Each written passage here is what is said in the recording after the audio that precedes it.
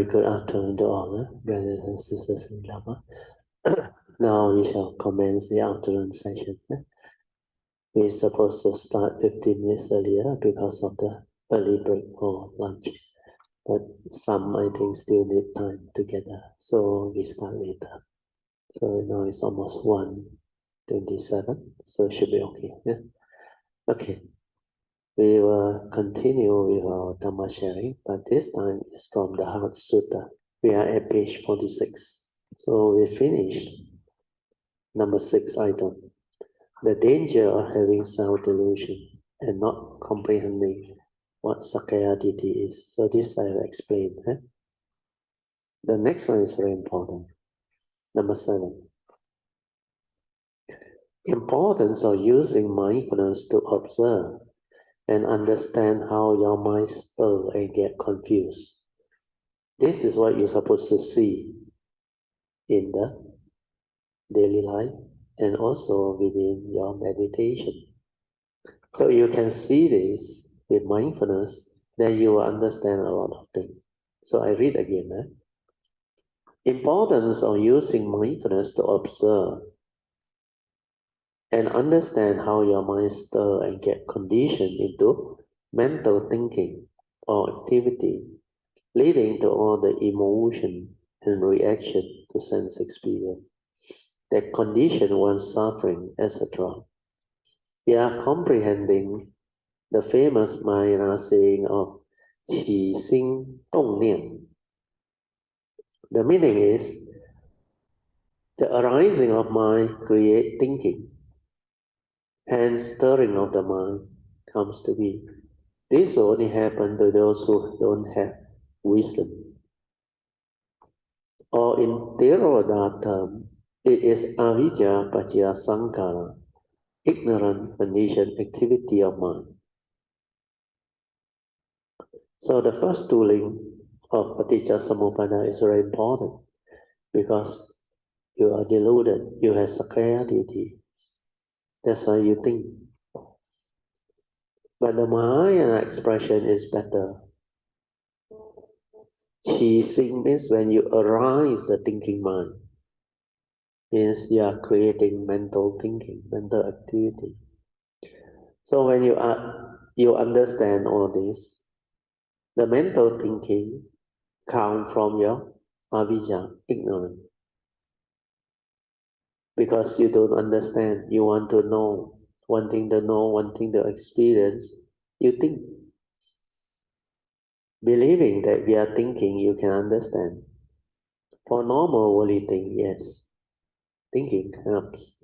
But for spiritual penetrative understanding and awakening, thinking does not help.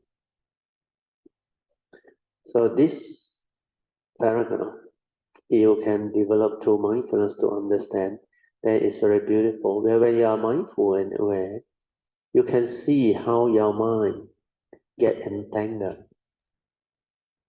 How through thinking, the grasping, the clinging, and the attachment arise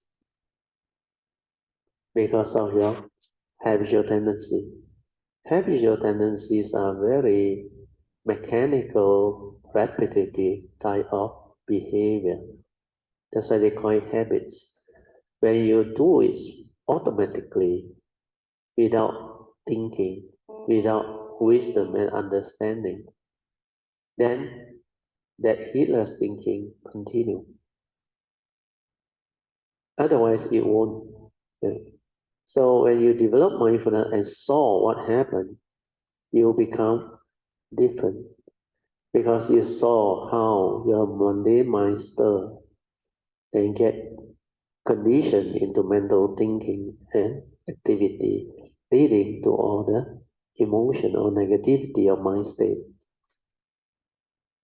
Their reaction to sense experience that condition your suffering.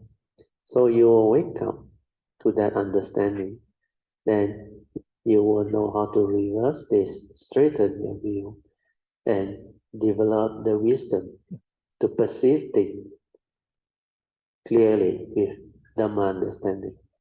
Okay. The next one, number 8. Page 46, for those who came in, Hatsuta. Originally, before the stirring, the mind is already in the meditative state of inner peace, inner awareness, and silence within. So the stirring of the mind only comes about when we do not have the wisdom and understanding of the fundamental principles of the original mind or the true mind.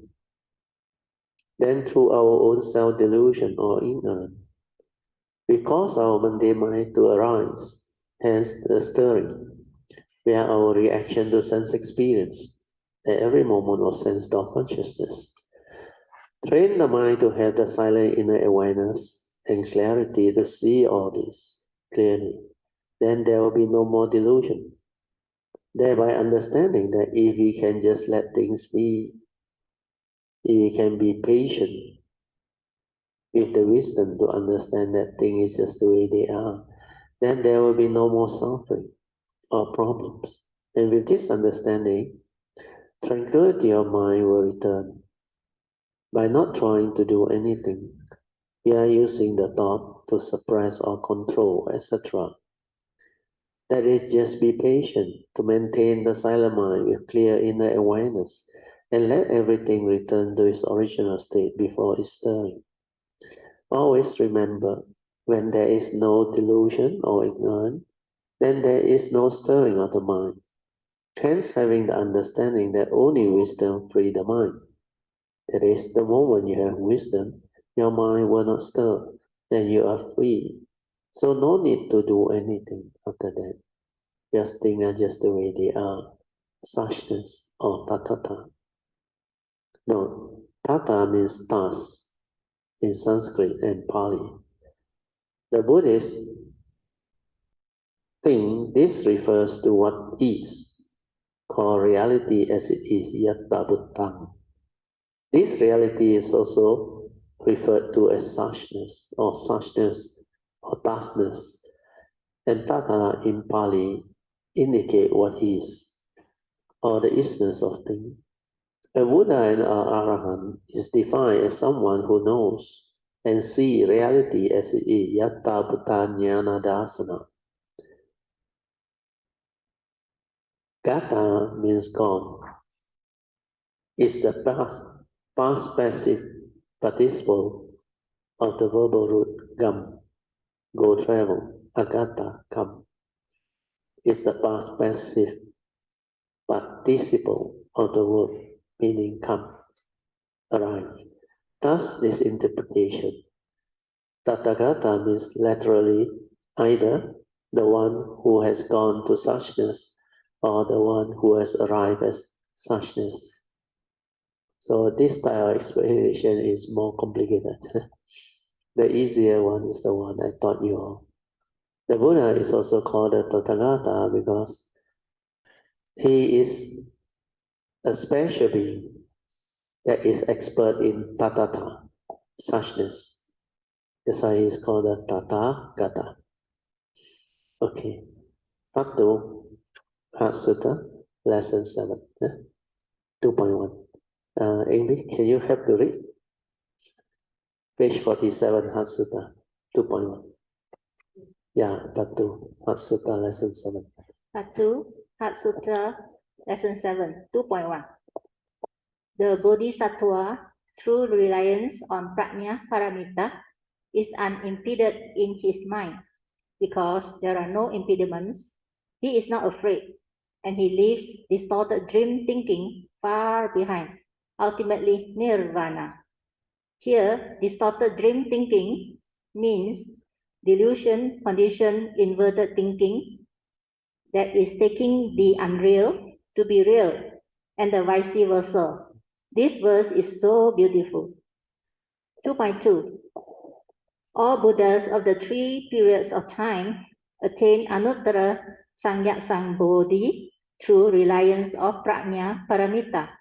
Therefore, know that Prajna Paramita is a great spiritual mantra, a great bright mantra, a supreme mantra, and an unequal mantra.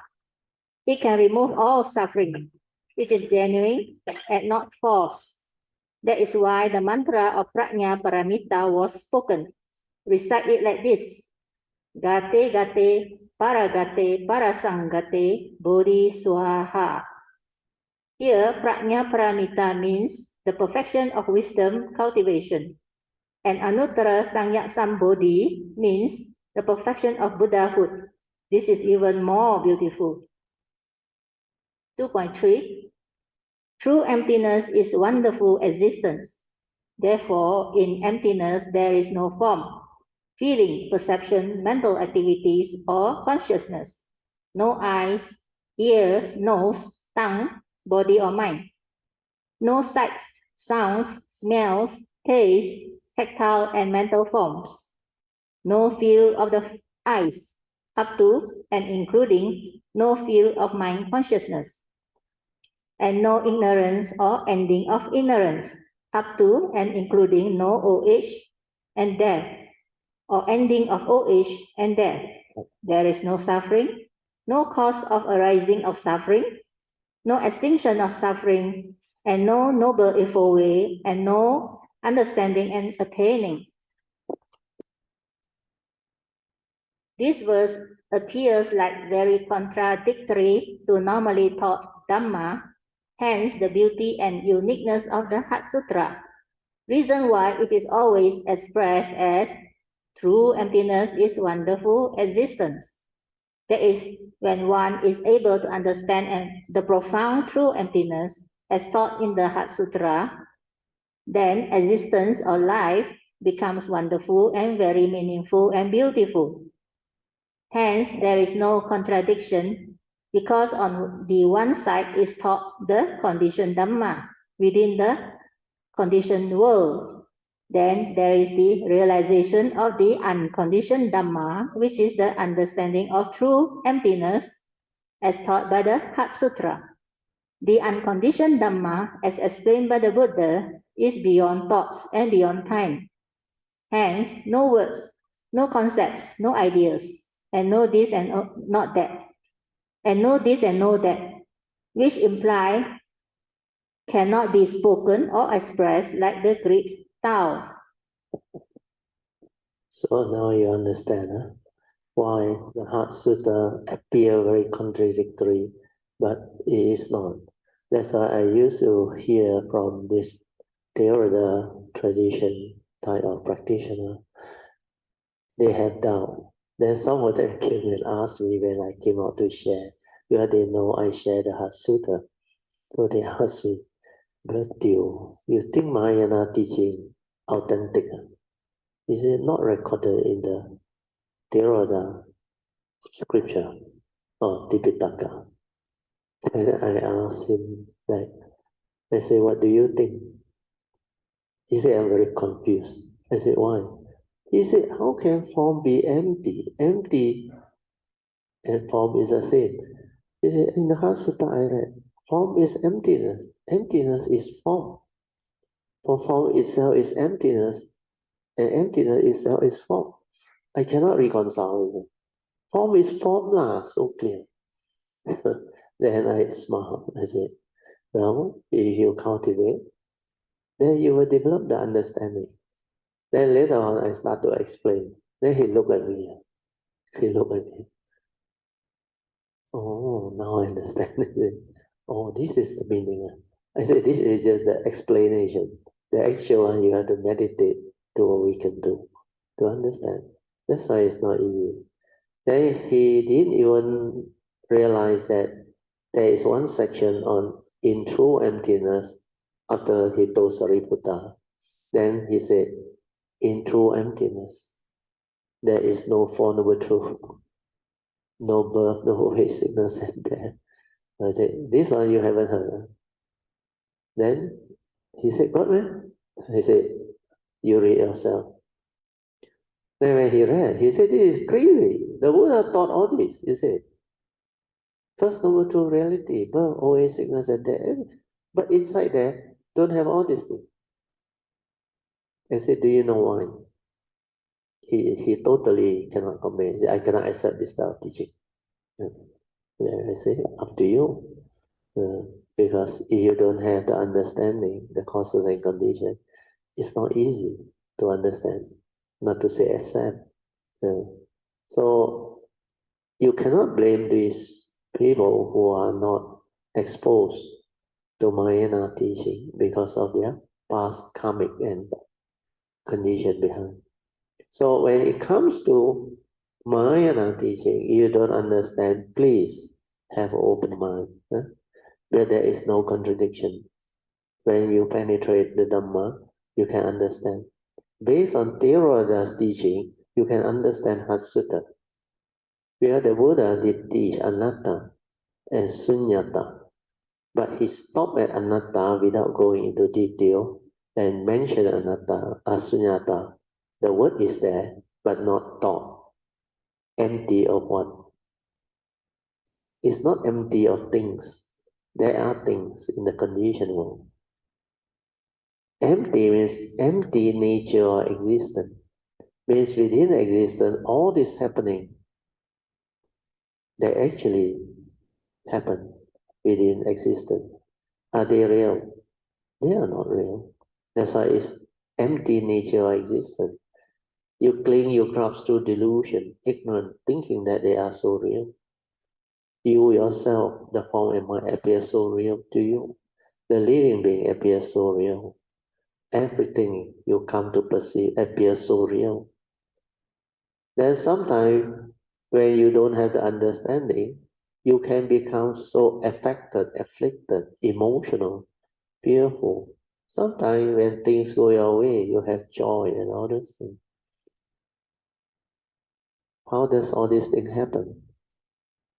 Because without the understanding or the penetrative Mahayana Sutta, all this cannot be awakened to. So do not, because of your own lack of understanding, comment or say something negative about that teaching. This is for your own good. Yeah? So maybe Kaya no more such doubt, but there are still outside a lot of people with that type of doubt. So if you encounter them, don't argue with them. Don't quote me, please. Just say it's okay. Let things be. You want to understand more, maybe come to the class or go and find out yourself. Learn and deepen your understanding. Then one day you will come to understand that there is no contradiction. Everything is just the way it is.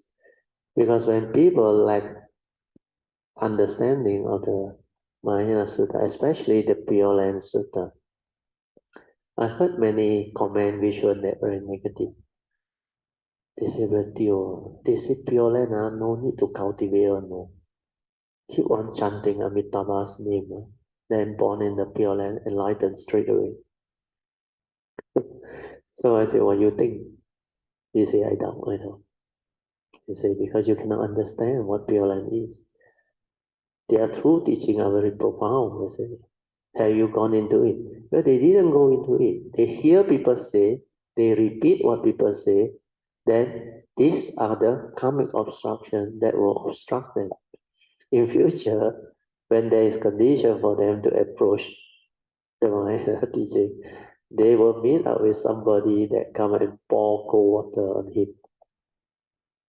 You go Mahayana, not what you think. They say, oh, false teaching. Don't waste your time.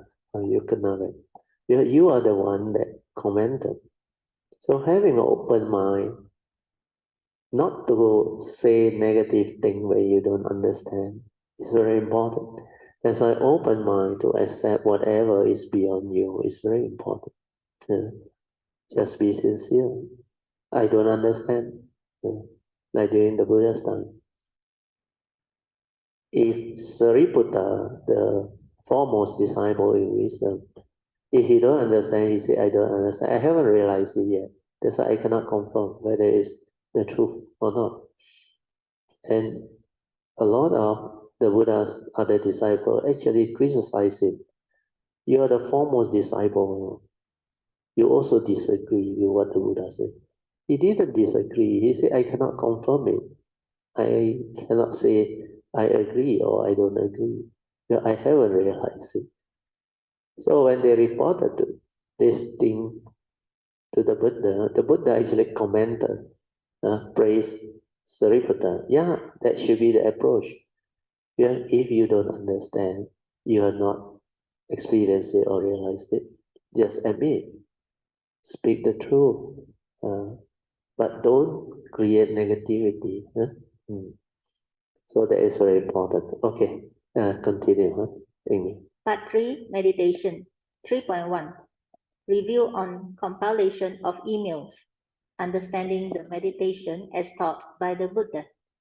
Veritio conducted a review on the compilation of emails notes as written by him to various Buddhist groups and Dhamma friends in the early years of with the title Understanding the Meditation as taught by the Buddha, so as to enable the cultivators of the Buddha Dhamma to have a better understanding of the key or important Dhamma as constantly emphasized by the Buddha. They are 1. Importance of understanding Dhammapada verses 1, 2, and 183, verses 21, 22, and 23, and the Buddha's final advice to all the monks before his final parinibbana. These verses are classified under the words of wisdom of the Buddha. Immediately after the content, introduction, and acknowledgement sections. 2. The importance of understanding the true significance of the Four Noble Truths, as expressed by the Buddha as the equivalent to the handful of leaves, as emphasized by him at Kosambi in the Simsapa Grove over 2,500 years ago to the monks. This is to enable them to stay focused in their cultivation. Otherwise, the chances of deviation are very high and probable. 3. The importance of understanding what is meditation, as explained under email number 2 and 3. The importance of developing the 3 types of corresponding wisdom of Suttamaya Panya, Chintamaya Panya, and Bhavanamaya Panya that will arise via cultivating the 3 turnings of the Four Noble Truths as taught by the Buddha via his first sermon, the Dhammacakkappavattana Sutta, Yes. email number 4. Now, very good. Thank you. So this is a review of the transcript, not really transcript, compilation of the various email that I wrote to all these people. So if you want to understand more, you should read the transcript now. But this one is a summary to highlight to you the important key area that you have to look at. So when it comes to the second part, the importance of understanding the significance of the Four Noble Truths as expressed by the Buddha as equivalent to the handful of the hand. That one you must go and read. I explained the whole thing inside there, including the 3 turning and the whole thing. So basically, do you know what is a handful of leaf? Yeah? You can remember. He took from the floor or the ground a handful of dry leaves or leaves. Then he asked the monk, which is more? The leaf on my hand or the one in the forest? Both on the ground and in the trees. The monk said, definitely. The forest is a lot more. He said, likewise, what I have understood is like the leaves in the forest. But what I have taught you is only the handful. Why? Because this is conducive for the holy life, conducive for development of the sainthood way leading to enlightenment in the here and the now, and no more suffering, no more rebirth, and all things. Then later on, they asked the Buddha, what is a handful of leaf? The Buddha said, this handful of leaf is basically the Four Noble Truths, and it's 3 turning. That's why if you deviate from the Four Noble Truths and it's 3 turning, you cannot find his true teaching. All his other essential Dhamma that he taught are spin-off from the Four Noble Truths. Because the Four Noble Truths itself is so complete, but it's a very, very extensive teaching inside there. That's why during the early days, I remember, the moment I read the Four Noble Truths, that time was 1972 or 73, I forgot it. I straight away knew, no need to search it. How can a living being 2000 over years ago, after enlightenment, awakening, can summarize all of life into just Four Noble Truths? So concise, so beautiful. Because to me, when I read it, I straight away knew. It's like explaining to me the complete understanding of life, the secret of life, both mundane and supramundane. Where can you find such a being with this type of understanding? Even at that time, when he just told me, even if I have awakened to this teaching, I cannot summarize it into Four Noble Truths like that, unless I am born during the sasana where this Four Noble Truths has already been expounded. It's not easy. That's why the Four Noble Truths, it is a very, very beautiful teaching. That's why I call it the essence of the Buddha's teaching. He can summarize everything, all his essence, into just Four Noble Truths. And this Four Noble Truths, the way he actually expounded it or proclaimed it with the three turning, is so deep, so penetrating, and so complete. It covers all aspects of life, mundane and supramundane.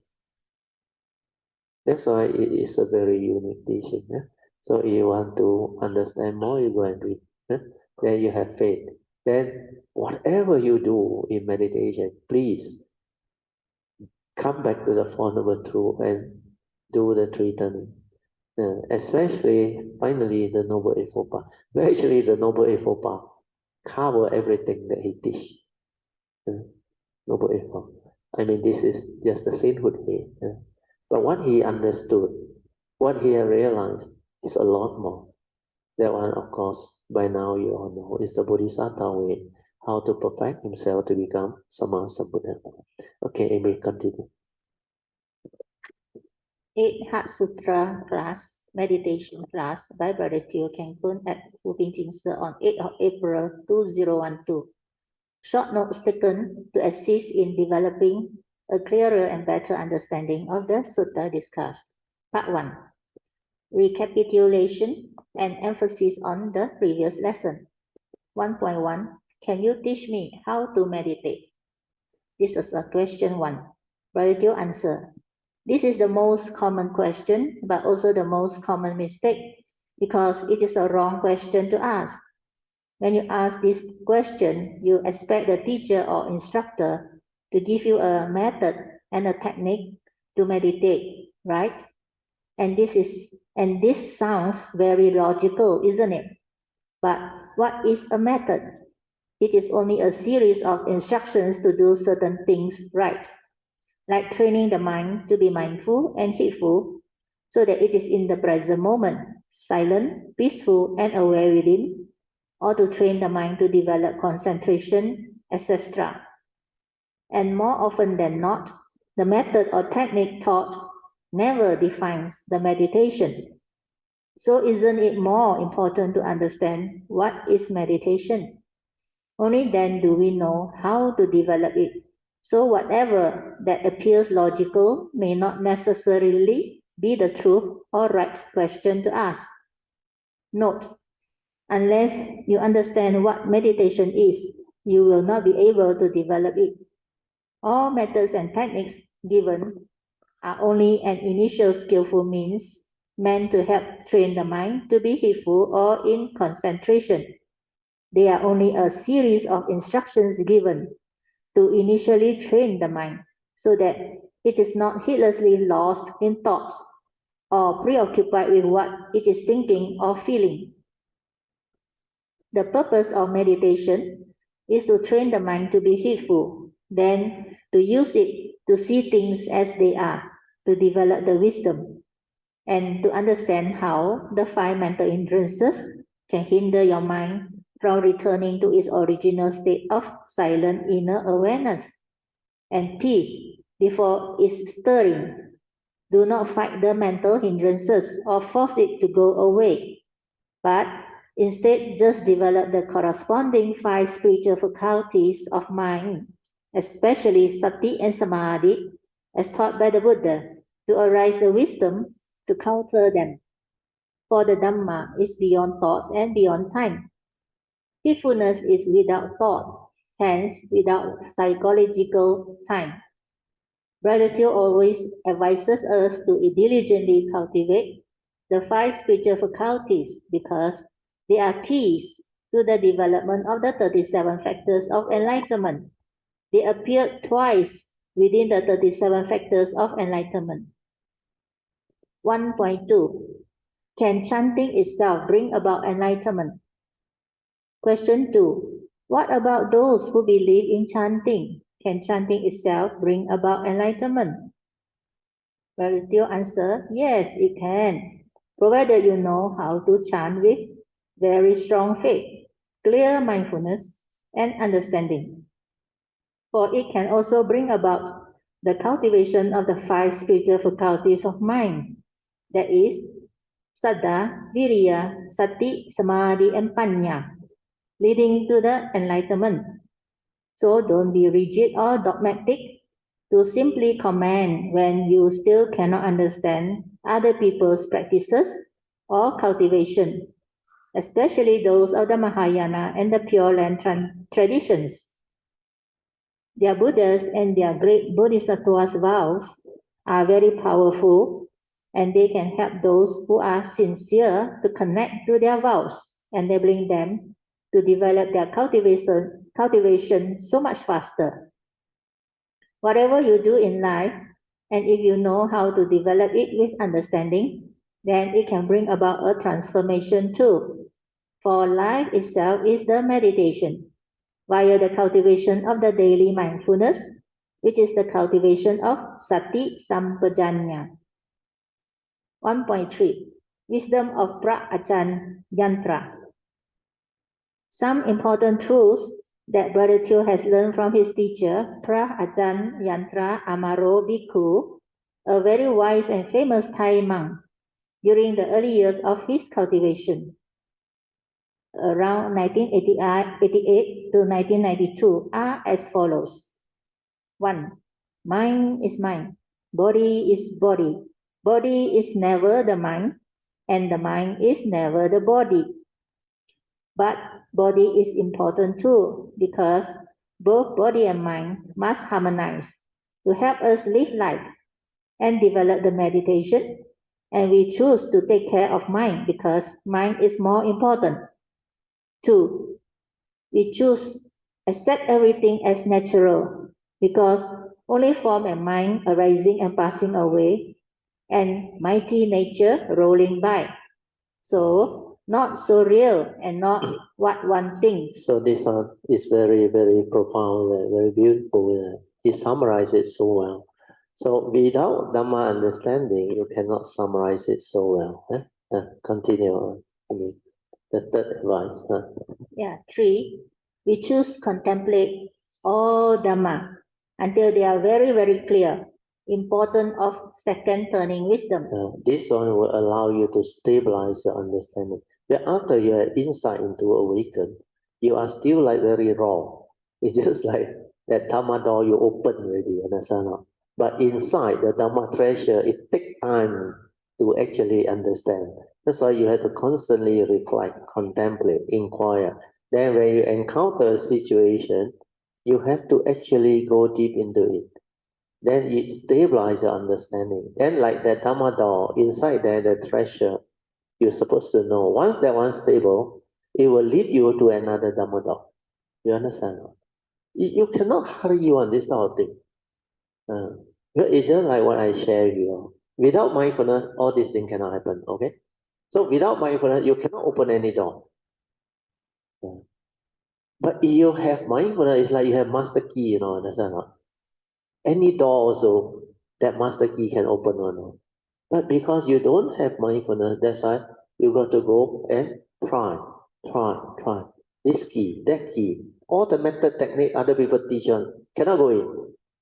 Then finally, when you realize with mindfulness, it can go in. After you go in, the first level is just very superficial, understand? Like I shared with you all. Learn how to see form. Learn how to see the unreality of form, understand? Then only you can see beyond form. If you cannot see form, you cannot see mind. Your mind is more subtle. That's why you have to be in stages, like Huining, the flag and the wind, that two. Huh? Young man was arguing it. One said the flag move, the other said the wind move. Then suddenly, Huining that time, he just came out from the hunter's area. He suddenly replied, your mind move. Then the abbot of Nanhua monastery knew this type of wisdom is not ordinary one. Then he called Huining. He said, are you the one that received the patriarchate transmission from the fifth patriarch? And straight away, Huining said, yes. Can you show us the path and the insignia? Then Huining showed him. Oh, the abbot was so happy. Straight away invite him in, ordain him, and let him take over to teach. That's why the wise one, the awakened one, they understand. But the story doesn't stop there, understand? You should inquire, why did Huining told them, your mind move? Well, in the poem against Shen Xiu, he has gone beyond mind, understand? That's why he knows Dhamma door, one by one you have to clear. You cannot one shot bring the fellow to no thought. He will be very confused. It's like when I want to come out and share, you all have been doing all those thought-based things with the method and technique. I cannot one shot tell you all wrong. You do mine. I tell you, everybody will panic. That's why he told the two monks, the young monk, your mind move. Why did he say that? Because he wants them to progress from where they are. They are trapped in form, understand? Because the flag and the wind are form Dhamma. And that thing like interest them, no? Understand? No? So if form Dhamma also they cannot understand, means they cannot see form, the unreality of form, then how can they see beyond form? That's why the next stage is to prompt them, your mind move. Then they will go in and find out. Because how do you perceive that flag and that wind? It comes from your thought, understand? And what is thought? Thought is what your mind is, understand? That's why after that only they can develop the further understanding of mind. Then you have to learn to see mind. Mind is more subtle. It's not tangible, not solid external form, understand? Solid external form, tangible, you can see. But mind is just movement of consciousness and its content, so fine, so subtle, very difficult to see. So unless you are mindful, you cannot see your mundane mind. Then when you see, you have to silence until you see the unreality of this mundane mind. That it is dependent originating, condition arising, causal phenomenon, like the physical form. So level of form, after you clear, then only you can see mind. Then after you see mind, then only you can go beyond mind. So that's why Shen Xiu saw mind. But he doesn't understand the beyond mind, understand the nature. That's he created the poem that actually tear off Shen Xiu's poem. He wants to help Shen Xiu to realize the true mind. So form Dhamma, mind Dhamma, and suchness, awareness, nature's Dhamma. So this Dhamma door, the key, one by one, you unlock one. That's why I used to share with you all, you remember? You all can never like very impatiently want to straight away go into that type of Dhamma and that type of understanding one. Because it took a while, I realized. And I also mentioned to you, even after 1989, when I realized it, when I connect, that 30 over years after I connect to nature, within 9 months, the Mandima collapse, that understanding keep on arising and unfolding. That's why I can understand all these stages and who at what stage having what problem, because my nature has that capacity to understand and guide and teach. So I ask you a question. Even I, after connecting, within 9 months, the Mandima collapse, I still need so much stabilization of my understanding and developing all of the perfection and cultivation by fulfilling my vow, my goal, by going into life and all those things. You think an ordinary cultivator who don't have this style of parami can catch up or not? You can't understand. No? That's why I can share everything. I'm not afraid that somebody will go. You can go faster than me, means your past is very exceptional. Means that being is very unique. Yeah. So all this you will understand. That's why you when you share, you don't keep anything. When there is condition, this nature will just share. Because the Dhamma is like that. That's why sometimes it's not living being, human being one. Up there one. They condition you to ask certain questions to bring out the condition for my nature to share. And in the early day, I realized that because out of nowhere, suddenly that type of question come on. And you know the audience cannot understand one. Then the moment I speak and explain that one, outside the lightning, the thunder of suddenly very loud and keep on arising until I finish explaining that thing. Then stop. Then after that class finish, no more.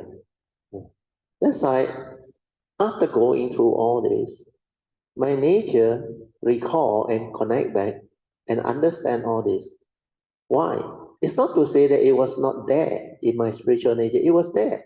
But every form and mind that come, do you know this form and mind have to learn everything again or no? Although it can inherit, understand? But you need condition to inherit or no? That's why after 1989, when that thing happened, I inherit. There are a lot of things I never learned this life, but my nature understand.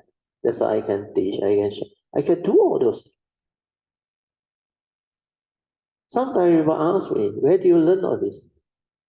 I said, I don't learn this life. Definitely not this life. Well, all this understanding, like using the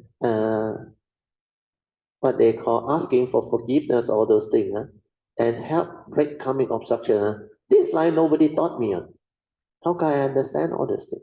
How can I can teach people to come out of depression? Sometimes not them. The person already like you cannot talk to him or her already. But through their loved one, on behalf, ask for forgiveness, then they can come out of it. And I've done it for many people. So how come all this can be there? It's because after you come as a human being, all these things you have to inherit. And when you inherit, when it comes, it doesn't like uh, computer, your hard disk, not hard disk, your pen drive or what. Download all go over. Not like that one. Understand? The nature one need condition for it to unfold. So what are the conditions? The condition is as my nature transforms, as it continue to understand things, then sometimes all those stages of cultivation that my past has already done, I just skim through it very fast, the whole thing, go through it. Then I will reach back the level that I stop. Then from there, I continue my cultivation.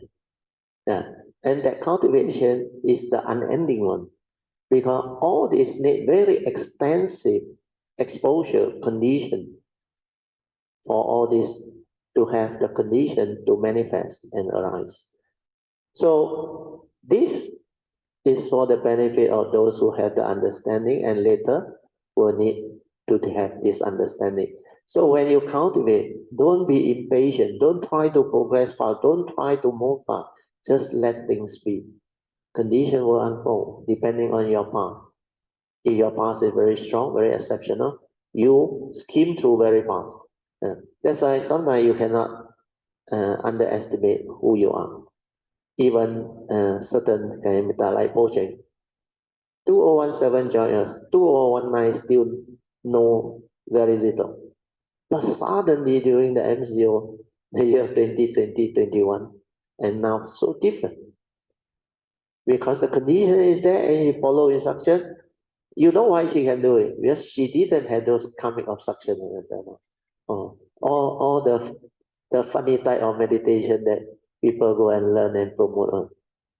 And he is like a clean slate. Like this thing is very new to her. So she listened, follow instruction, listen, follow instruction, then develop the faith, and everything happened. Therefore, Alicia is different because she go through suffering, go through depression. She got the condition. Then when she see the beauty, she go all out. She also connect and transform. Amy is different. Amy more wisdom type one, wisdom based. She can actually attentively extract the important Dhamma. That's why she can pick up a lot of things. A lot of things that I share, she can pick up. But it only happened after she developed the faith. Initially, I remember the first retreat, middle of the night, she came and asked me, because she knew. Because before that, she was so conditioned by the Theravada, she don't believe the Mahayana teaching. Then she was in tears, come and talk to me. How come I like that? Then I said, you don't worry, ask her for me. And she did it until almost middle of the night. That I saw her alone inside there. That is the faith. Then after that, it become very different. After that, you can follow a lot of things that I share. That's why all different. Everyone is different. So don't be impatient. Understand? Have faith.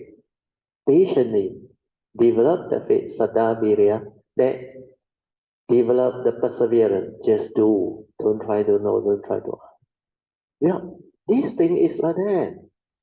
Not I have preference, not I sayang which one, which Kayamita, whether they close to me or they more friendly to me or they offer me more dana. Nothing to do with that. Understand? When there is condition, my nature manifests. So even people whom I don't know, if they got condition, they come. If they can receive how much, they receive. But so far, very rare, very, very few. Most of them listen, after that, gone. After that, gone. Because the yen fen, affinity, is only up to that level. They have the affinity in the past, but very, very mild one. Mild one means what? Like this life, they don't know me. Okay? They come and make offering. They don't know me. And today, you know what happened or not? There's now Cockloon. Where is Cockloon? Lying down there. Cockloon told us there is a Buddhist society from Bentong. He met with Deng Xiong Sufu. And Deng Xiong Sufu told them we have a group having retreat. Oh, they want to 戒烟, make offering. A lot down there. Mama Suri showed me the song. Oh. They offer to us. This type of yen they don't know. No. I tell you, all of us got great potential. And I tell you, this action which they do, they don't know. But this is a yen fund they created, no, the affinity, you understand? So in future, when you all also become great being or what, sharing and teaching, they will have the condition to come to you one. Well, I send my pure wish also.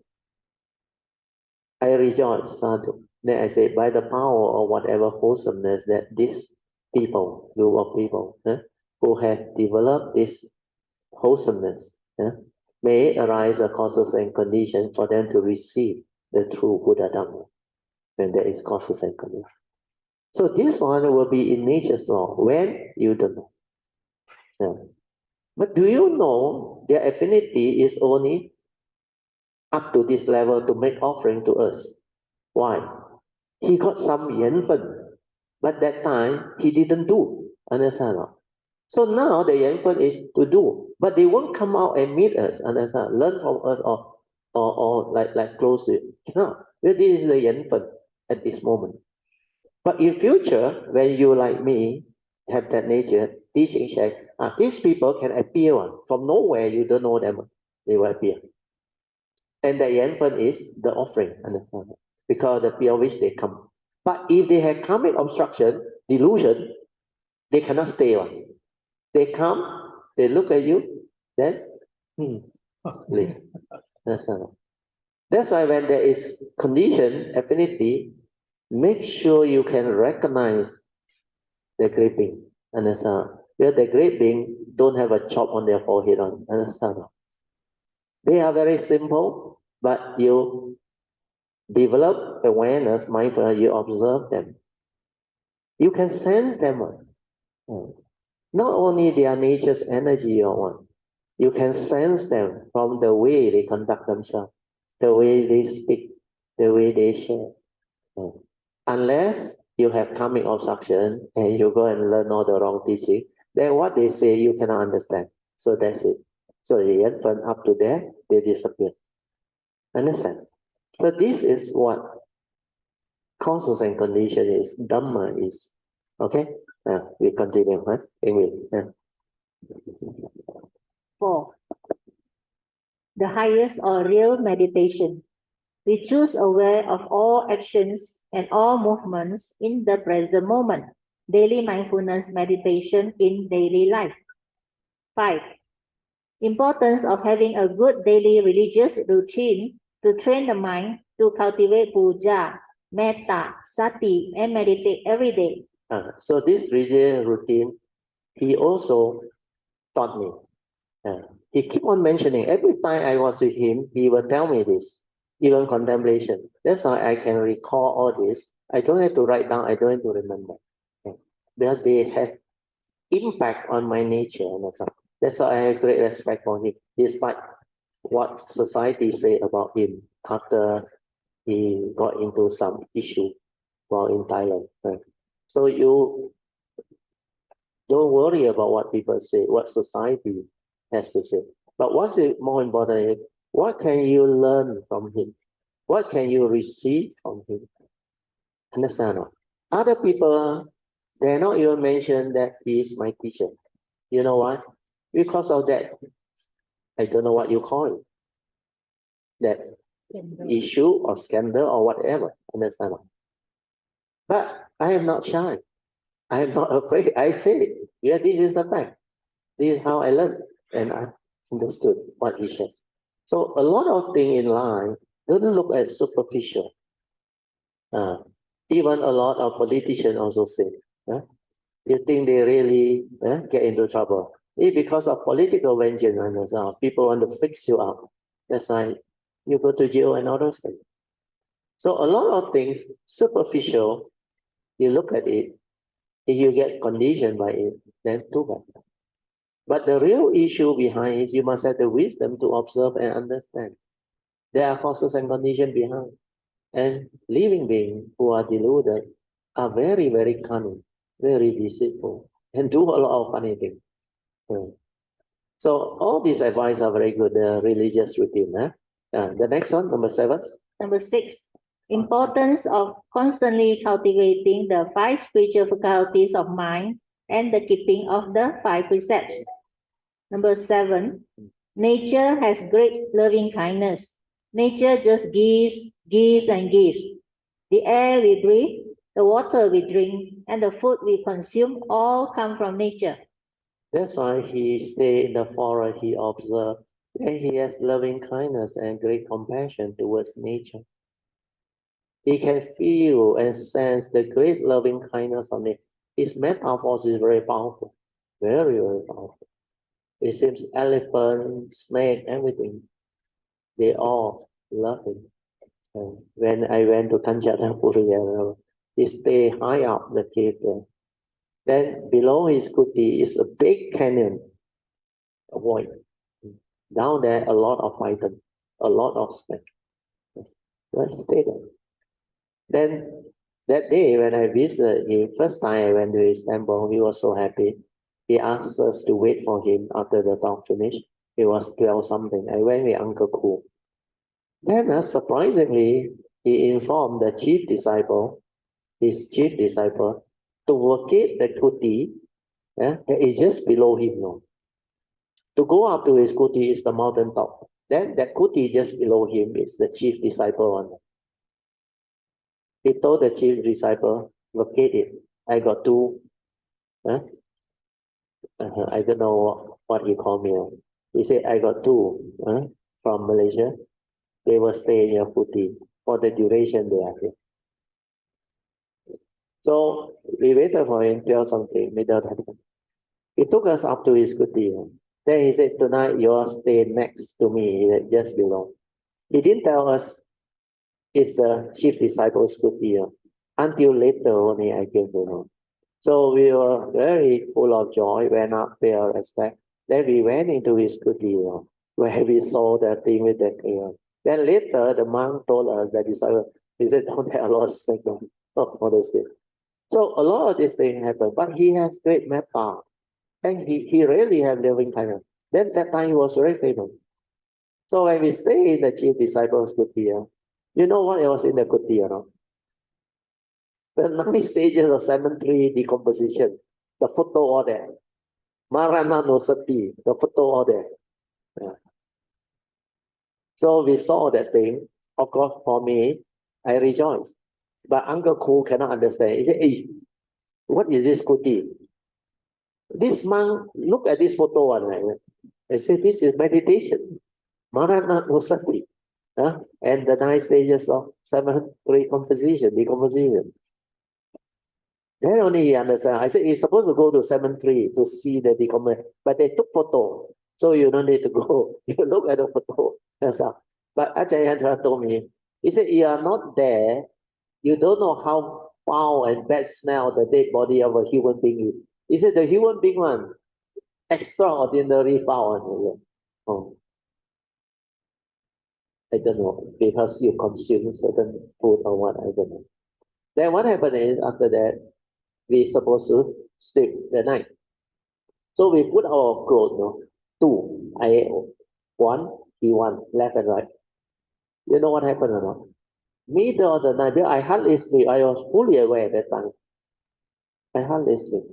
Then suddenly, at about 3 something a.m., I can feel on my forehead here where I was lying down. And the net, the cloth, just slightly smaller than our length of us. So when I lie down, one end, my leg is the other side of the cloth, and my head is on the other side of the cloth. You know what is a cloth or not? The mosquito netting that the monk use. You understand? So they hang on top, there is a hook. Then you let the netting come down, then you spread it out. So it was circulating around my forehead there. Then I can feel the sensation of it. I was fully aware. Then I realized something is there. So I decided to have a look. Then I saw ants. But on my neck, not much ant, no. Only a little bit of the ant come to my forehead here. I look over to my friend, Uncle Ku. 80% of his neck was filled with ants. And he was snoring down there. So I called him. I said, Uncle Ku. Uncle Ku. I think I called him 3-4 times only. He suddenly like shocked. Help me. I said, don't panic. Then he opened his eye. I said, slowly open your eye and see. He saw the ants. He shrieked. He freaked. He shouted. I said, please, don't move. Then, of course, he panicked. Well, he was a Christian, actually. Only learned Dhamma from me recently. Then he got affinity. So I said, radiate metta. Send metta. Then silence your mind. I said, don't do anything. Wish their well-being and happiness. Then we calm. with sincere intention to learn from Ajahn Chah. And you know what happened? Within minutes, 3-4 minutes, the whole thing clear. Then I look at the watch, almost 3:40. Oh, then I understood. Time to wake up already. Yeah, the monk chant at 3:45. Wow, after that, from far I hear Rupang Ani Chang. Wow, that one was the most powerful. The morning chanting, the Thai chanting. We recite this morning. Straight away, I said, get ready, we go. Then we go. Then you know what happened. After the chanting, we come back, we're supposed to go for they take one meal only. The, one meal a day at about after Pindapat, they go, the monk go to Pindapat, then they're supposed to receive the food. And after that, we supposed to let the monk eat first, then we all as lay people. While we were coming out of the chanting early morning, where the monk was about to go for Pindapat, the chief disciple approached us now. He came and talked to us now. Then I saw him, I rejoiced, sadhu. Then he told me, he said, how do you sleep last night? I said, well, very beautiful sleep, but something came and visited us. He laughed. He asked me, did the end come? I said, yeah, beautiful Dhamma end. Wow, he rejoiced. He was so happy. He said, I am the chief disciple. That was my good deed. That's why I came to know. Then, after we walked for a while, you know what he told me? His English was not so good. He told me, I heard from my teacher, Ajahn Chah, we all, he and me, we all same. He said. Means he also got Dhamma one. Oh, that's why you can never understand all this type of language. I tell you, you go to a foreign place in the forest, in the middle of Thailand, this ant come like that. What will you do? Because the sign is very clear. Because on my side, only that feel go to my head and just alert me. You understand? The other side as well, 80% of the men. And the ants is not just few ants, no, like the beehive like that one, no, very big one, no. A lot there. No. That's why a lot of things, when you have the causes and conditions, you will understand. That's why I have faith in him. Right? So these are very beautiful sharing. His metta is very powerful. Right? Okay, you read on, Amy. 1.4 Key to understanding meditation. The key to understanding meditation is to understand that the body and mind must harmonize and be in a constant state, relaxed inner awareness to develop the meditation. And because the mind is trapped inside this physical body of ours due to our karmic conditioning, so whatever the body experiences, the mind will also experience them through its mental consciousness. This is the reason why the form and mind can experience suffering conditioned by one's karma if wisdom is not developed as yet. So this one is very important. Huh? This one is how you understand karma. How come it can actually torment you and afflict you? Because our physical body and the conscious trapped inside is karmically conditioned out. Understand what? For you to go through karmic process, then you will experience all the things that you're supposed to experience, whether it's karmic death or whatever. You have to go through. Because this form and mind will create the condition for you to grab sanctuary. Then you will be affected, miserable. Unless you develop Dhamma wisdom, you liberate your mind and you're free. Understand? Huh? Okay, go on. To truly become enlightened, one must have the understanding to transcend birth and death of this segmented life of ours. The famous quotes by Venerable Master Guangqing are 过去心不可得. The past is already gone, so not a reality anymore. 未来心也不可得. The future has yet to come. So it is also not a reality. And 现在心也不可得. The present moment cannot also be held on to because of its transient nature. Hence, it is also not a reality too, even though it is the highest in life or within existence, because the moment you know or experience it, it is already dead and gone, hence no longer the present moment. So, in order to transcend life or birth and death, 了生死, one must transcend even the present moment, which is still within existence and life itself. To transcend life, we must meditate to realize the cessation of form and mind, nibbana, which is the unconditioned. As we all know, the moment is the only apparent reality in life. And as real as it can be, it is just a moment, and the very next moment, it is already dead and gone, or no more. And the next moment arises and passes away again and again, hence impermanent, empty, and not so real, or anatta. So how real can it be? How real can life be? So this one is very important. Huh? Contemplate this, reflect on this, and understand this. Then silence your mind to investigate into it and witness it. Then the understanding becomes very, very profound. It will stay with your nature. Then when you constantly develop the understanding and stability of it, what will happen is, in future when you arise through your bodhisattva or what, this understanding will follow you. What I have told you earlier on is very simple understanding that you can, even now after I explain to you, you will know.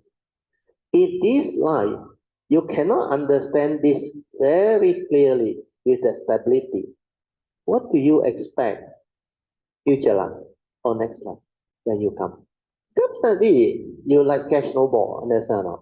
You cannot understand. But you have understood it very clearly and with the faith and the joy, then you make the affirmation to have this understanding, all right, you light up the light.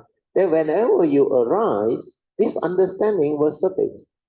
That's why this life when I come, this one nobody taught me. But I can understand it. Yeah, I cultivated it before. Yeah. So the last part, understanding life, Edith. 1.5 Understanding life.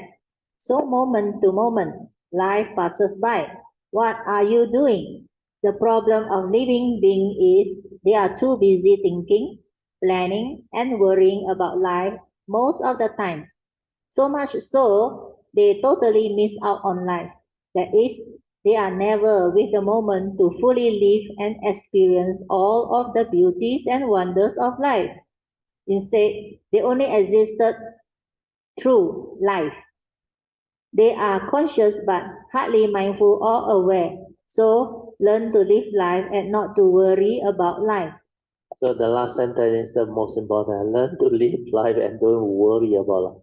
To worry about life is not living, understand? That is suffering, misery. Okay, go on. Part 2, Heart Sutra Lesson 8.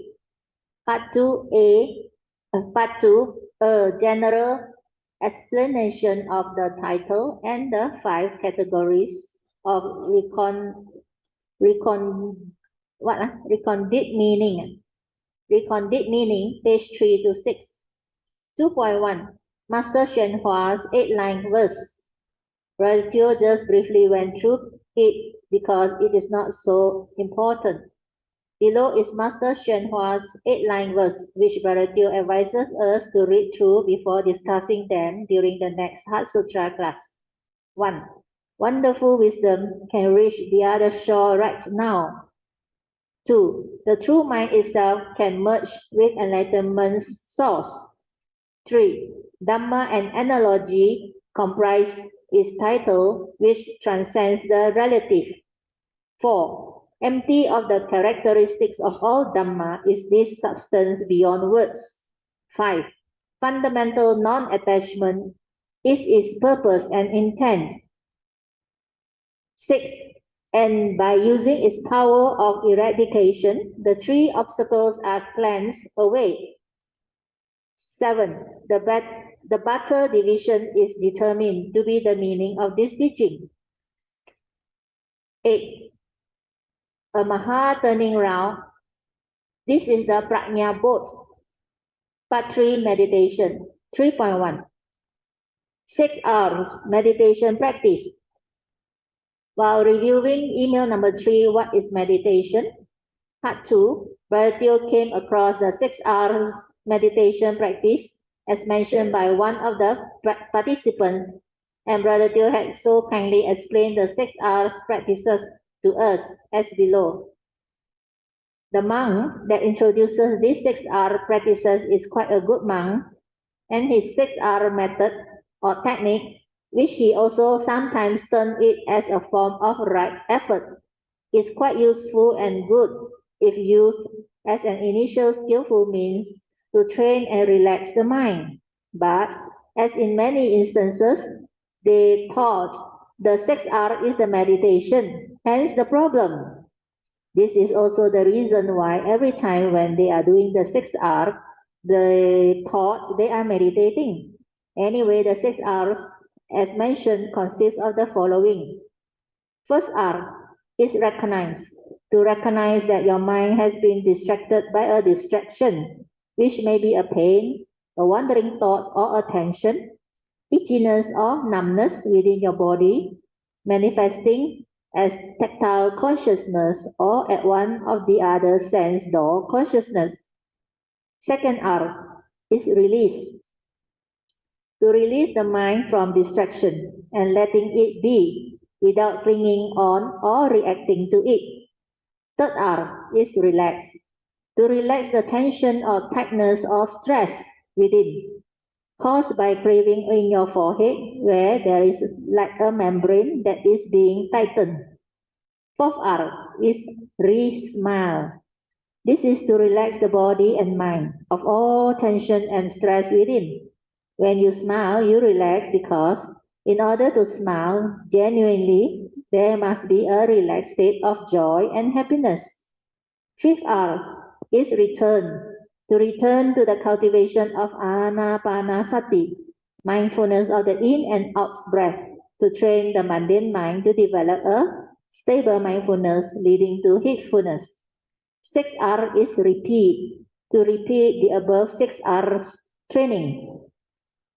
Please note that the number 6 step involves a lot of repeated doing by the thought, hence very mechanical or repetitive, leading to thought-based meditation. If one clings onto the doing without understanding what meditation is, so a better way will be to replace the number 6 R with meditation via the trained mind in silent awareness instead of repeat. This will help improve and refine upon the 6 R to make it a lot better and much more useful. Similarly, step number 5 can be stopped once the mind is already trained until it has entered sati. Note that step number 3 and 4 are very similar to our mind sweeping methods and metta used to train and relax our mind to decondition one's heedless thinking. So basically the 6 R can be very useful initial skillful means to train and relax the mind and to decondition one's heedless thinking. Notes 1. Have an open mind. When people share with us their understanding, we should appreciate and have mutual respect for each other's understanding.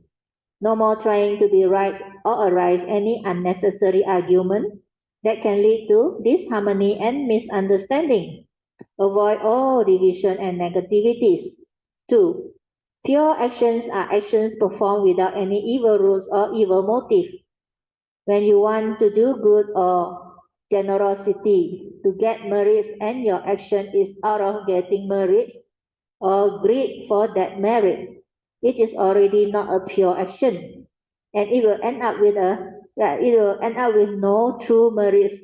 For true merits are born of pure action that are free of all the evil roots of greed, hatred, and delusion. This is what the fifth patriarch called tinted merit. That merit is wholesome, where you want to make offering, but your intent is out of greed for that merit, where you believe people tell you, "Oh, you do got merit." So out of greed, you do. So that greed, although it's for wholesome action, is tinted, understand? It's no more a pure merit. So this is very beautiful. So regarding the 6R, I go through one more time. It can help you. If you are the conventional type of meditator who got a lot of pain, a lot of distraction, this one help. This one is, that's why I say it's another skill for me. So what happens is when you see, you got a distraction. Distraction means what? Your mundane mind get distracted, understand? Why? Because something happened. Like I said.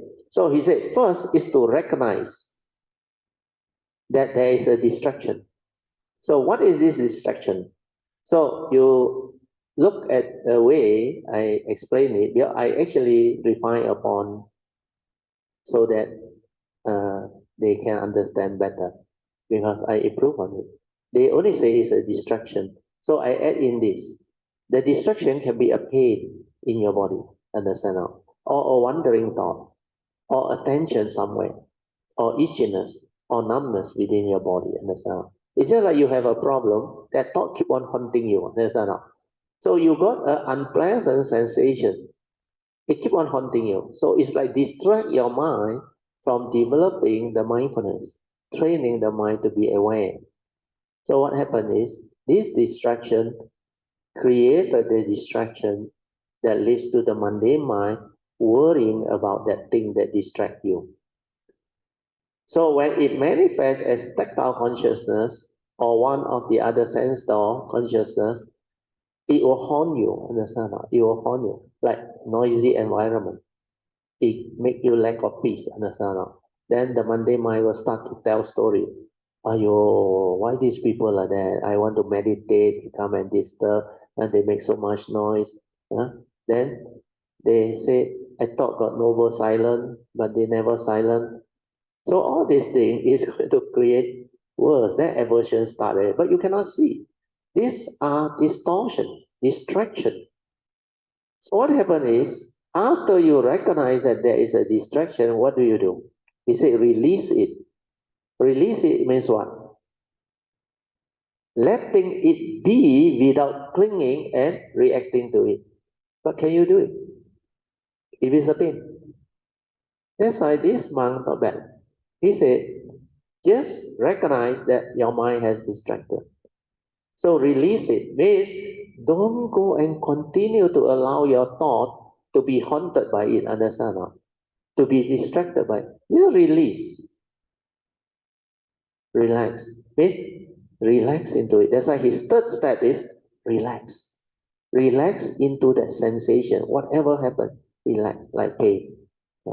He also know relax. So when you relax into the tension or the stress within caused by this craving, then you will see that there is this membrane that actually grip because of the craving force. So he is quite sensitive. That's why he know something is distracting him. Here is the brain activity, is the thought process. So that membrane like becomes tighter.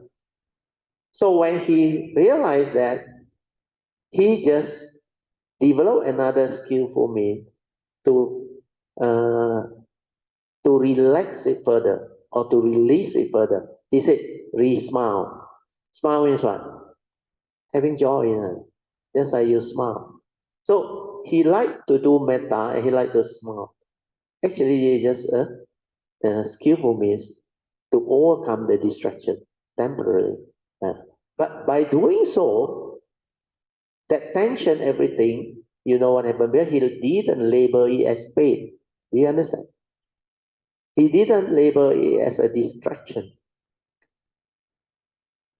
as whatever that can induce mental hindrance. So because there is no mental hindrance, his mind is in a state of relax. then he actually unknowingly maintain awareness without knowing. But he cannot maintain awareness for too long because he don't know what the true awareness is. So what he did is he smiled. He made himself comfortable. So after he smiled, this is to relax the body and mind of all tension and stress within. When you smile, you relax because in order to smile genuinely, there must be a relaxed state of joy and happiness. Then after that, the fifth hour is what? Return to anapanasati, to train the mind in mindfulness again. And this is correct.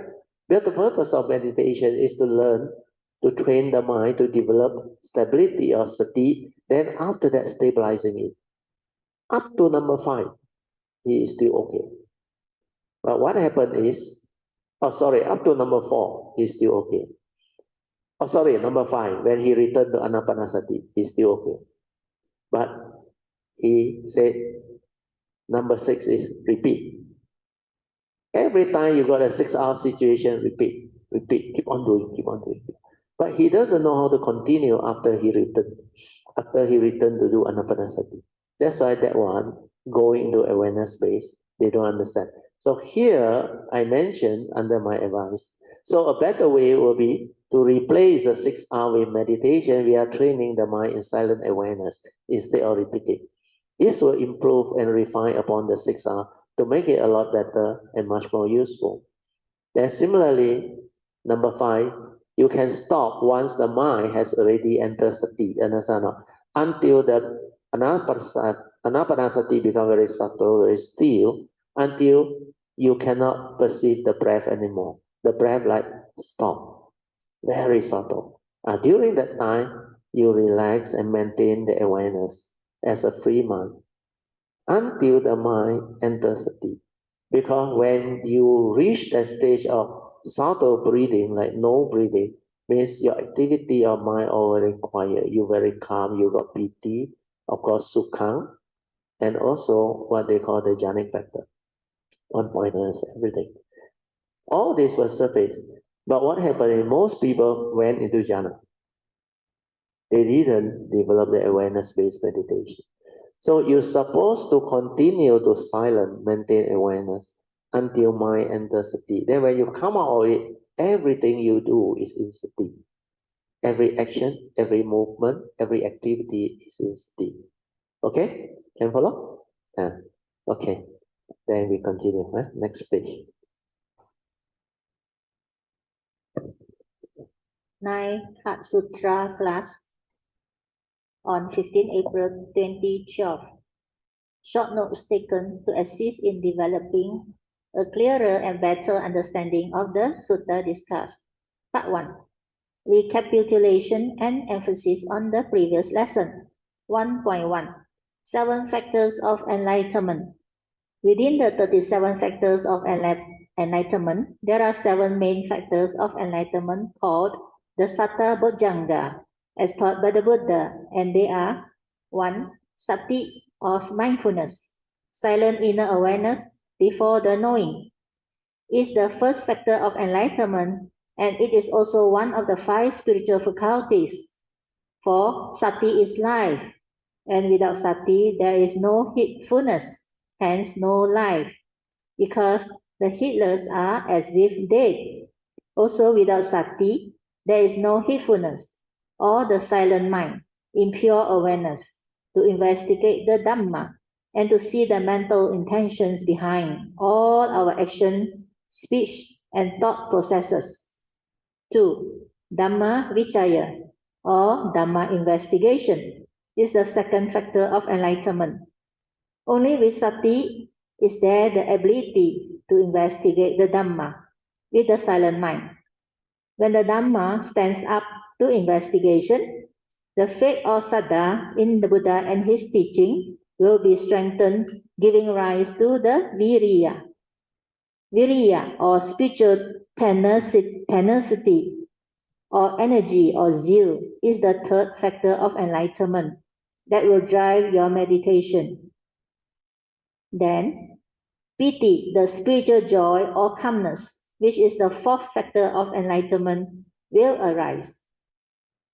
followed by passaddhi or tranquility and stillness of mind, which is the fifth factor of enlightenment. This is the silent mind in sati, or mind has entered sati. Samadhi, the collected and unwavering mind, which is the sixth factor of enlightenment, which arises once passaddhi and sati have stabilized. Upekkha, or equanimity of all mental formations born of wisdom, is the last of the seven factors of enlightenment, and it will arise once sati and samadhi have stabilized to enable one to see things as they are, leading to all the wisdom or panya, which is also the last of the five spiritual faculties. Continue, yeah. This karmically conditioned five aggregates of form and mind, or this segmental human being, which you all call Brother Theo, is not me, but just only a tool and vehicle for me to come to this existential world, and for me to make use of, to live and experience life to the fullest, etc. This form of physical body of mind is similar to the functional body of Lord Buddha, called Nirmanakaya, that performed the function of the Buddha 2,500 plus years ago.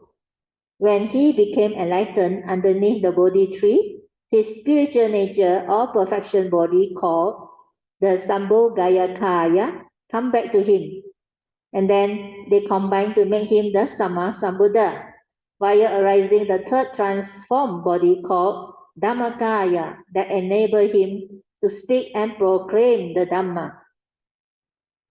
So, after understanding all this, you should not cling on to these karmically conditioned five aggregates of form and mind so deludedly anymore. And the next time when you argue with your friend or your wife or husband, you will understand that it is just one form and mind with its bundle of memories and its conditionings, views, and opinions, etc., arguing with another form and mind. So not so real and not what you think. So this one you must contemplate, that, so that you will not do it again. Okay, continue. If you deludedly cling or grasp onto the five aggregates of this form and mind as the I and the me, then you will have what the Buddha called self-delusion or sakkaya ditthi. Self-delusion or wrong view with regards to the self will condition your egoic mind and personality to arise, leading to all your selfishness and possessiveness to own, cling, grasp, and possess things, wanting things your way, etc., thereby arising the whole mass of suffering. The Buddha gave five very good analogies to clearly explain the empty nature of these five aggregates of form and mind.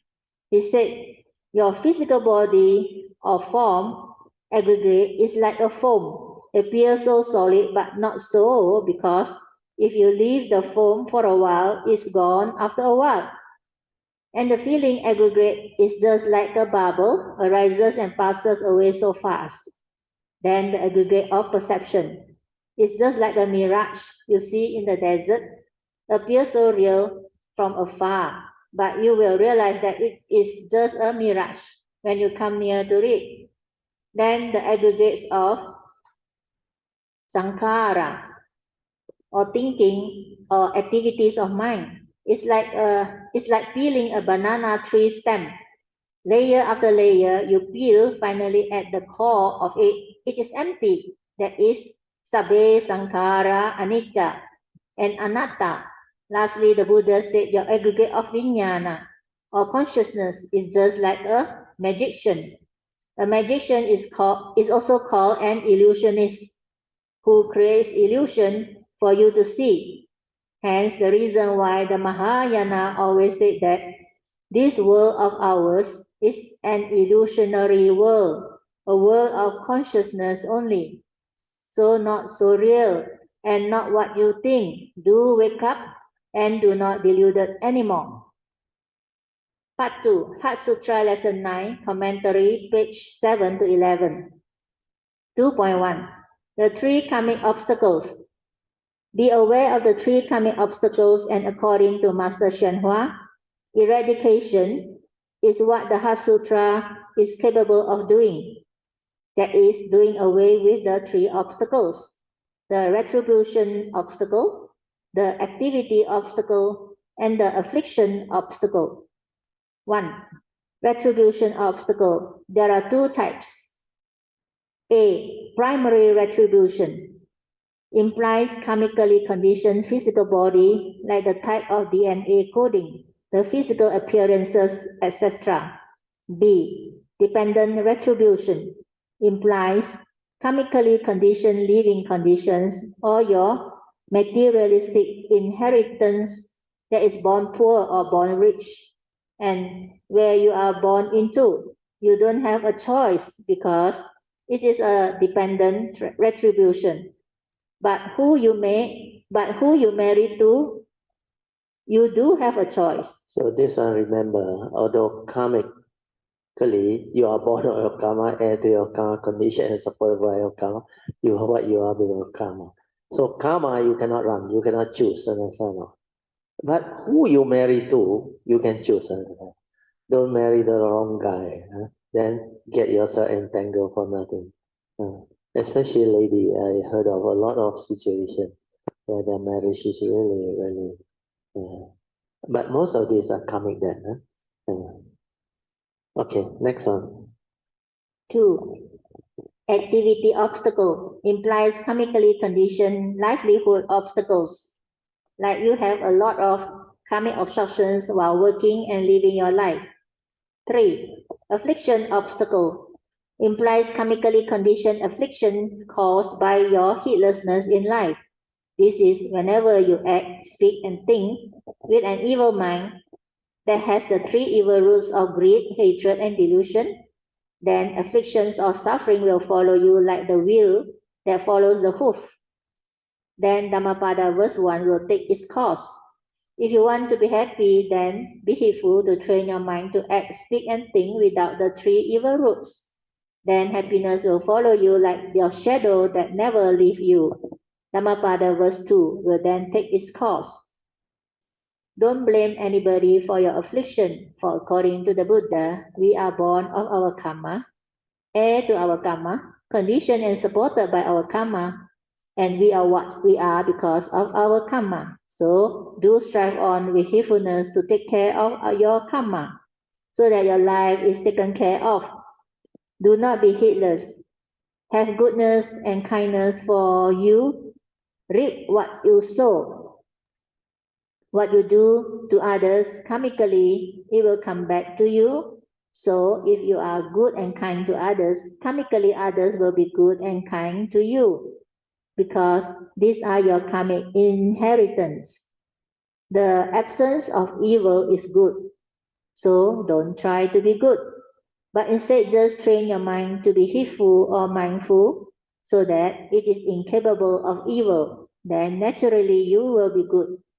Those who have cultivated the Noble Eightfold Path have no evil but only wisdom and virtue. Okay, now I will explain. You have to listen to this attentively. You remember, I always tell you karmic obstacle, 业障. So now, Xuanhua have actually written down 3, but he didn't explain. This one I explain. So the way they actually subdivide it is quite good, quite interesting. But there is something that is not there.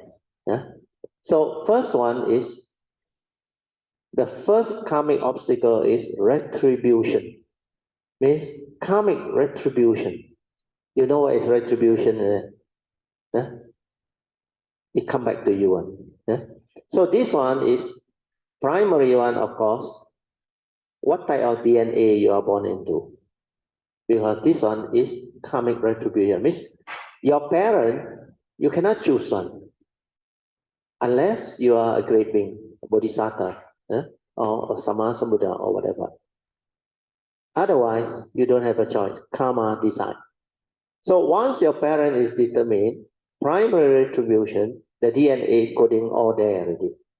But not everything is destined, because all the siblings within the same parent, they may have different karma. Understand?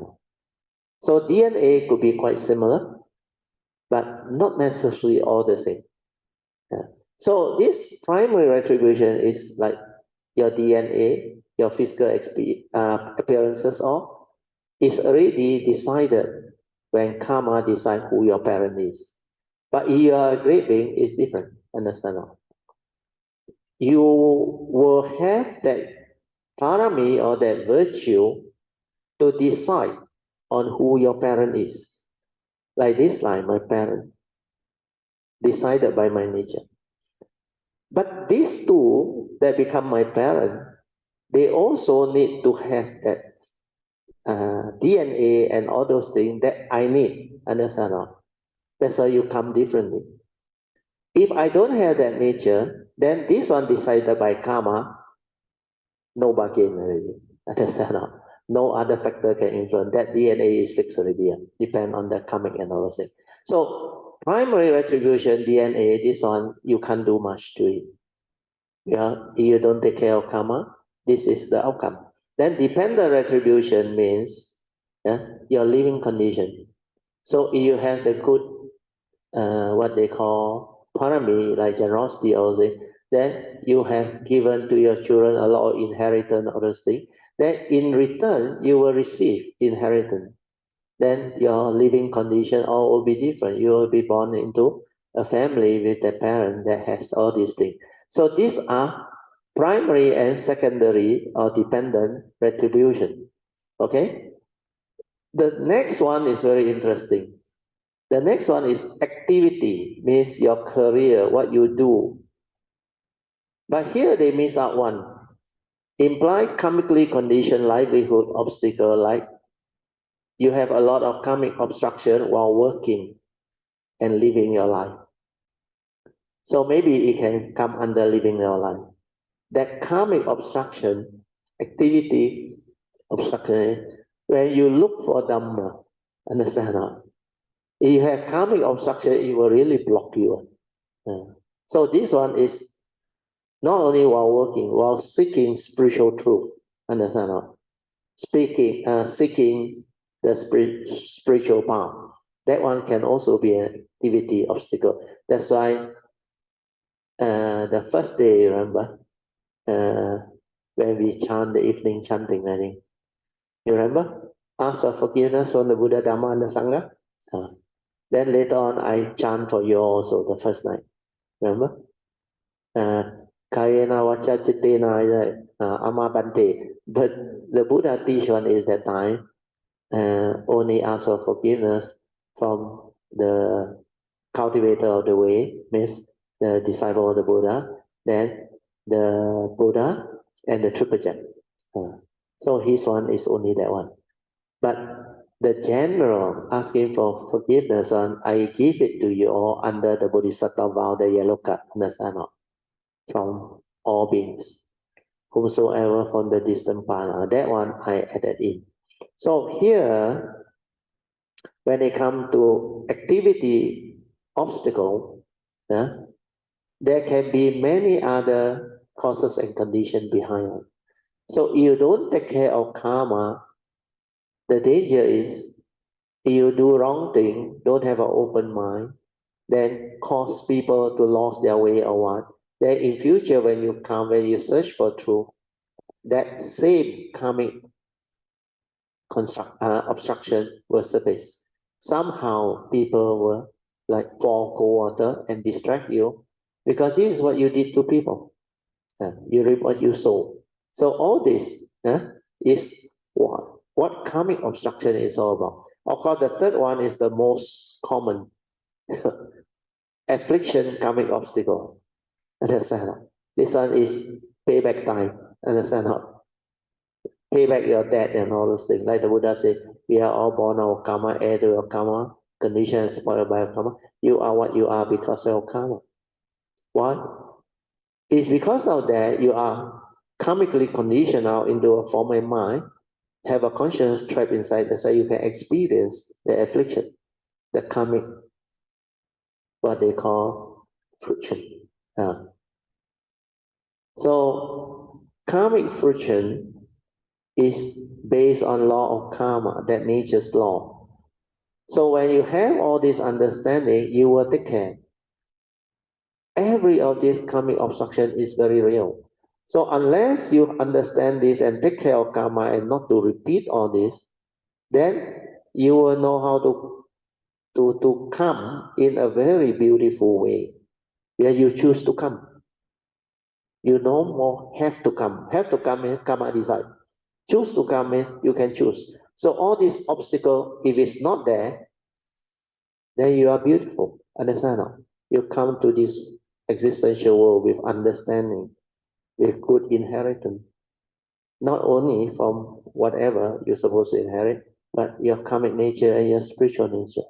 So this is the totality of understanding that you must develop, okay? If you want to go the Bodhisattva way, so that you have this ability. Okay, we stop here. Huh? You're supposed to have your meditation. So 3 to 4. Huh? So maybe I will give you back 45 minutes. Huh? 45 minutes. So you can develop your awareness-based meditation for 45 minutes. Okay, I will set the alarm now. So off the light. Huh? If you want to go for toilet break, you go. Huh?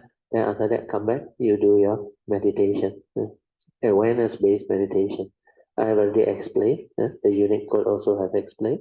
If you're not sure, you want to read through, you read through. Then after that, develop the meditation.